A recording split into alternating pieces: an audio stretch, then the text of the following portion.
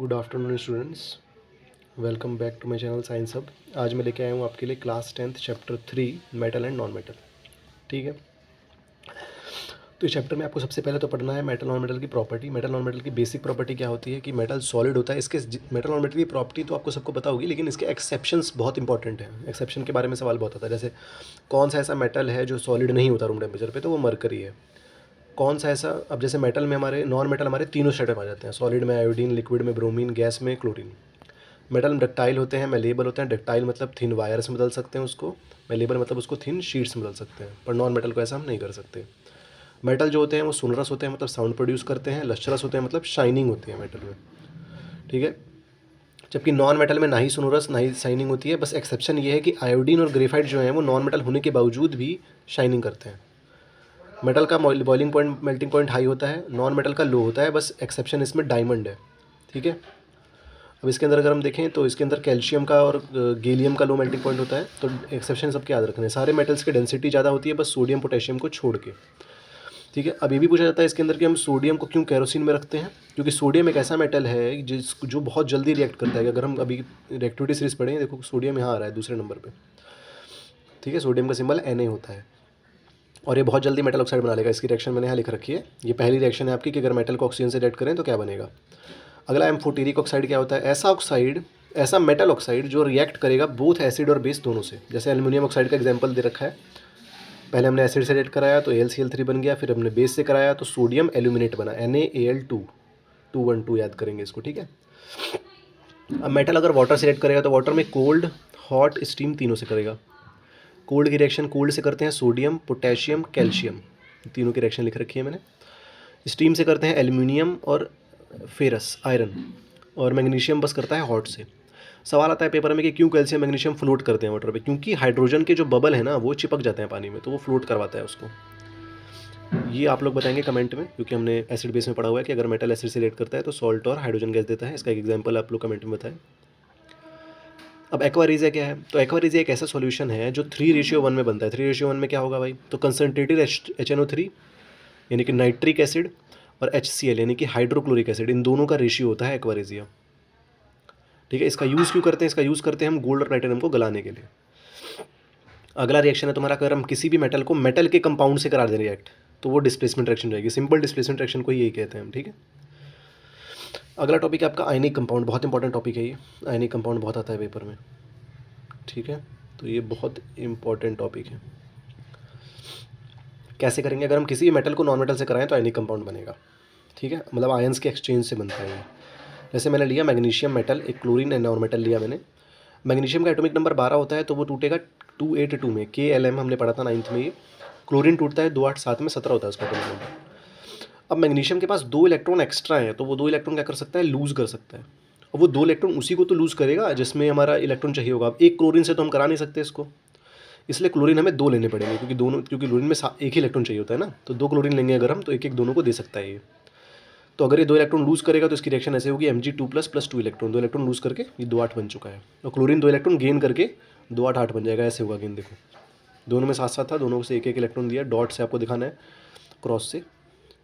तो यही आपका एनी कंपाउंड है। अगर आपको इसकी डिटेल वीडियो चाहिए एनी कंपाउंड की तो कमेंट करें, मैं एनी कंपाउंड की डिटेल वीडियो बना दूंगा एग्जांपल्स वगैरह के साथ। ठीक है, पेपर में आता है बहुत। अगला है प्रॉपर्टीज़ क्या है एनी कंपाउंड की, तो melting point, boiling point high होता है। क्यों होता है हाई, क्योंकि ये inter ionic force of attraction को रिमूव करने के लिए, ओवर करने के लिए। एक्वा सॉल्यूशन में इलेक्ट्रिसिटी कंडक्ट करेगा, केवल एक्वा सॉल्यूशन में ही करेगा, क्योंकि आयंस निकल रहे हैं। हमने पढ़ा था एसिड बेस में कि H+ और OH- केवल एक्वा सॉल्यूशन में ही देते हैं। सॉल्युबल होगा वाटर में, लेकिन इनसॉल्युबल होगा केरोसिन वगैरह में। मिनरल्स और गैंग की डेफिनेशन याद कर लें आप लोग। मिनरल्स क्या है, ऐसी कोई भी मेटल जो हम अर्थ क्रस्ट से निकालते हैं उसको मिनरल कहते हैं, लेकिन हम उसको यूज़ थोड़ी करते हैं। यूज़ हम क्या करते हैं, ओर। तो जो मिनरल से हम ओर निकाल रहे हैं ना, उसकी इंप्योरिटी खत्म करके, इंप्योरिटी मतलब गैंग को खत्म करके, तो वो होगा ओर। समझ में आया, मिनरल्स अर्थ से निकलता है, उसको साफ़ करते हैं, उसमें से क्या साफ़ करते हैं हम, गैंग साफ़ करते हैं। गैंग क्या है, इंप्योरिटीज़ है, और उससे निकलता है ओर। और इसी प्रोसेस को हम, मिनरल से ओर निकालने के प्रोसेस को हम कहते हैं मेटलर्जी। ठीक है, अब मेटलर्जी में ये सारे मेटल्स हैं हमारे पास, potassium, sodium, calcium, magnesium, aluminium, zinc, iron, lead, hydrogen, copper, magnesium, silver, gold, platinum. इनको अरेंज किया गया है। पहले जो ये पोटेशियम से लेकर एल्यूमिनियम तक हाई होते हैं, जिंक से लेकर लेड तक मिडल में आते हैं, और कॉपर से लेकर प्लेटिनम तक लो में आता है। हाइड्रोजन नहीं आता रिएक्टिविटी सीरीज में, बस ऐसे ही बनाया हुआ है इन्होंने इसे हाइड्रोजन, क्योंकि एक फ्री मेटल होता है। अब हाई रिएक्टिव मेटल को और मिडल रिएक्टिव लो रिएक्टिव को हम कैसे रिएक्ट कराएंगे, ये हमें याद रखना है, ठीक है। तो हाई वाला हम पहले देखते हैं, ऑब्टेन मेटल फ्रॉम, पहले हम लो वाले की देखते हैं। तो दो प्रोसेस होता है, एक होता है कैल्सिनेशन, एक होता है रोस्टिंग। इन दोनों का काम क्या होता है, पहले ये मेटल से ऑक्साइड बनाएंगे, फिर हम ऑक्साइड को हीट करके मेटल निकाल सकते हैं। जैसे हमने मरकरी का एग्जाम्पल लिया हुआ है। मरकरी लो रिएक्टिव में केवल हम सल्फाइड ओर को ही यूज़ कर सकते हैं। लो रिएक्टिव में ओनली सल्फाइड ओर यूज़ होता है। सल्फाइड ओर मतलब हम किसी भी मेटल को सल्फाइड ओर से कराएंगे तो ऑक्साइड बन जाता है। जैसे HgS लिया है हमने, HgS सल्फाइड ओर है।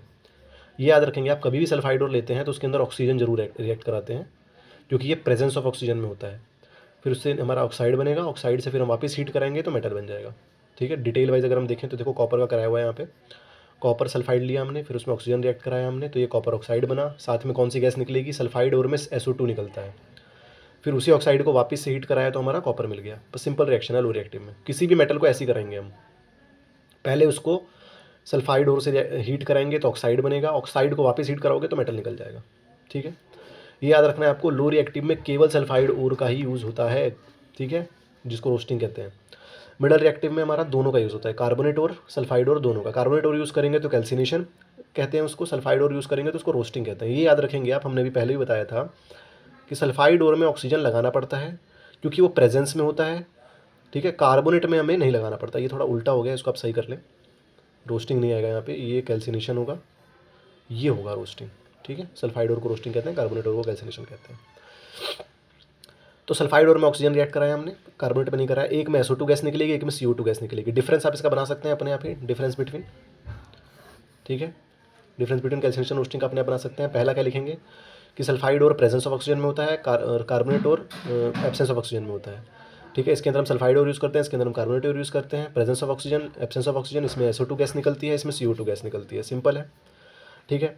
अब हम बात करते हैं कि हम किसी भी, अभी हमने ऑक्साइड बनाया, ऑक्साइड से हम कैसे मेटल बनाएंगे, तो दो चीज़ों से कर सकते हैं। या तो हम कोक से रिएक्ट करते हैं, जैसे हमने जिंक ऑक्साइड को कोक से रिएक्ट करके बना दिया, या हम डिस्प्लेसमेंट रिएक्शन करते हैं, जैसे हमने मैंगनीज ऑक्साइड का और आयरन ऑक्साइड का कराया हुआ है। ये जो रिएक्शन है आपका डिस्प्लेसमेंट वाला, इसको हम कहते हैं थर्माइट रिएक्शन।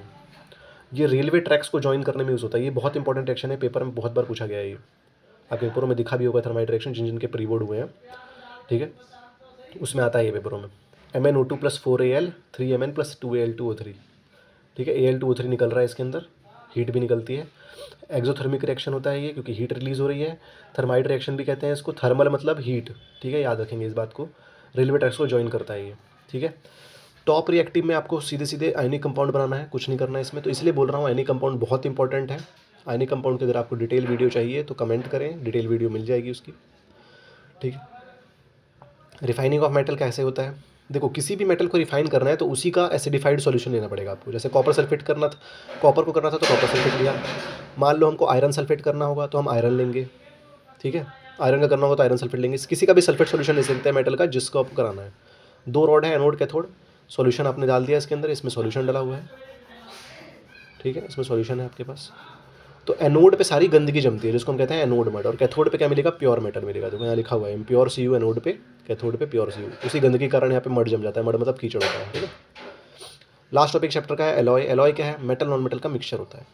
या तो एक दो मेटल का मिक्सचर हो सकता है, या मेटल और नॉन मेटल का भी हो सकता है। इसमें कुछ एलॉय के नाम याद रखने हैं आपको। स्टेनलेस स्टील, जिसमें कभी जंग नहीं लगेगा, ये निकल और क्रोमियम को मिला के बनता है। अमलगम कैसे बनता है, तो अमलगम मरकरी में कोई भी मेटल डाल दो, अमलगम बन जाएगा। ब्रास हमने 9th में पढ़ा था, कॉपर और जिंक को मिला के बनता है। ब्रोंज कॉपर और टिन को मिला के बनता है, टिन का एसन सिंबल होता है। इन दोनों की मेल्टिंग पॉइंट बहुत लो होती है, ये इलेक्ट्रिसिटी में यूज़ नहीं कर सकते आप इसको। सोल्डर क्या है, तो सोल्डर हमारा लेड और टिन दोनों में यूज़ होता है। Use for welding wires, welding wires को वेल्ड करने के लिए आपने देखा होगा, सोल्ड करने के लिए वायर को यूज़ करा जाता है इसका, ठीक है। तो इस चैप्टर में अगर आप इतना पढ़ लेते हैं तो बोर्ड में से बाहर कुछ नहीं आएगा। पहला तो आप बेसिक प्रॉपर्टी पढ़ेंगे, दूसरा आप ये वाला क्वेश्चन करेंगे केरोसिन में क्यों डुबोते हैं। रिएक्शन है आपकी एयर के साथ मेटल की किसी भी। एम्फोटेरिक ऑक्साइड क्या होता है ये पढ़ लेंगे, जिसमें एल्यूमिनियम ऑक्साइड का रिएक्शन इंपॉर्टेंट है। फिर कोल्ड हॉट स्टीम के साथ तीनों का रिएक्शन, अब इसमें कोई भी पूछ सकते हैं वो, तो कोई बताना पड़ेगा आपको। इसके अलावा ये क्यों फ्लोट करते हैं, कैल्शियम मैग्नीशियम। एक्वारेजिया क्या होता है, क्यों यूज़ करते हैं इसको। फिर आयनिक कंपाउंड कैसे बनता है, ठीक है, इसकी प्रैक्टिस जरूर करें आयनिक कंपाउंड की। आयनिक कंपाउंड की बेसिक प्रॉपर्टी पे क्वेश्चन आता है। ठीक है। फिर इसके अलावा हमारा डिफाइन इसकी पूछ लेते हैं, मिनरल और गैंग की। और तीनों हाई रिएक्टिव, लो रिएक्टिव और मिडल रिएक्टिव तीनों को कैसे हम करते हैं, जिसके अंदर कैल्सिनेशन रोस्टिंग बहुत इंपॉर्टेंट है, और एक थर्माइट रिएक्शन बहुत इंपॉर्टेंट है। फिर लास्ट टॉपिक आपका रिफाइनिंग कैसे होती है। रिफाइनिंग में सिंपल सा तरीका है कि कोई जो मेटल को रिफाइनिंग कराना है उसका सल्फेट सॉल्यूशन ले लो। कॉपर सल्फेट लिया है क्योंकि कॉपर करा रहते हैं हम यहाँ पे, तो एनोड पे गंदगी जमेगी, कैथोड पे वो जमेगी। ये इसलिए हुआ है क्योंकि ज़्यादातर पेपर में यही आता है, क्योंकि बुक में आपके, पर कोई और दे दिया तो कोई दिक्कत नहीं होगी। एलॉय में हमने पढ़ लिया, ठीक है, इतना ही था चैप्टर में। तो हम मिलते हैं अगले वीडियो में आपके साथ, चैप्टर 4 काम करेंगे। जिस बच्चे को भी आयनिक कंपाउंड की डिटेल वीडियो चाहिए वो कमेंट करें, आयनिक कंपाउंड की डिटेल वीडियो बना के मिल जाएगी आपको। दूसरा, इस चीज़ को याद करने की, रिएक्टिविटी सीरीज़ को याद करने की ट्रिक की अगर वीडियो चाहिए हो तो वो भी आप कमेंट करें, उसकी ट्रिक की वीडियो भी मिल जाएगी, ठीक है। तो जब तक चैनल पर बने रहें, लाइक करें, सब्सक्राइब करें, बेल आइकन को दबाना ना भूलें। आपके लिए बहुत मेहनत हो रही है, तो लाइक और सब्सक्राइब ज़रूर करें, ठीक है। लाइक सब्सक्राइब करने में 5 मिनट भी नहीं लगते, ठीक है। जय हिंद।